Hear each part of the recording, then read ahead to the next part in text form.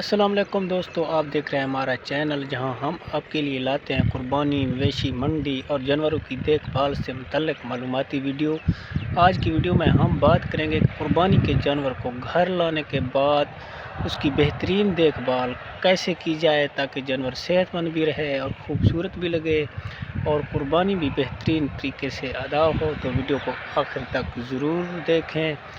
चंद ऐसे पॉइंट्स आपको बताएंगे जो कि हर जानवर पालने वालों के लिए ज़रूरी है। दोस्तों, कुर्बानी सिर्फ एक रस्म नहीं बल्कि एक अजीम इबादत है। इस्लाम में जानवरों के साथ नरमी, मोहब्बत और अच्छे सलूक की तालीम देता है। इसलिए कुर्बानी के जानवर की देखभाल करना सवाब का काम है। पहले खुराक की जब जानवर आप घर में लाएं, आपने उनको हल्का फुल्का खुराक देना है। सिर्फ सब्ज़ घास, सब्ज़ चारा डालना है, क्योंकि ऑलरेडी लोग जानवरों को वो आटे वाला पानी पिला देते हैं ताकि उनका वज़न बढ़े।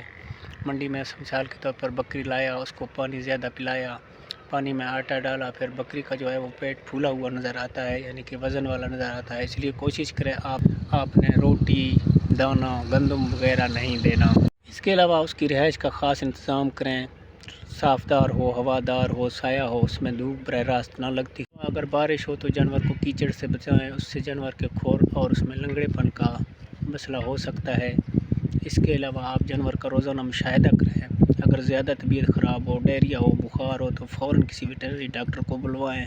लोग बीमारी को मामूली समझकर नज़रअंदाज कर देते हैं, जिससे बाद में बड़ा नुकसान हो जाता है। इस्लाम में जानवरों के साथ अच्छे सलूक की बहुत ताकीद की गई है। जानवर को मारना, डराना या बिलावजह तकलीफ़ देना दुरुस्त नहीं।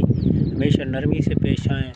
बाद लोग जानवरों को सख्त रस्सी से बांध देते हैं, जिससे गर्दन या टांग ज़ख्मी हो जाती है। कुर्बानी के जानवर को किसी दूसरे जानवर के सामने ज़िबा ना करें। इस्लाम हमें रहम, मोहब्बत और हुस्न सलूक का दर्स दे। हम जानवरों के साथ अच्छा बर्ताव करेंगे तो अल्लाह ताला हम पर भी रहम फरमाएगा। दोस्तों, अगर वीडियो पसंद आए तो वीडियो को लाइक, चैनल को सब्सक्राइब करना ना भूलिएगा। मिलते हैं फिर एक और वीडियो के साथ। अल्लाह हाफ़िज़।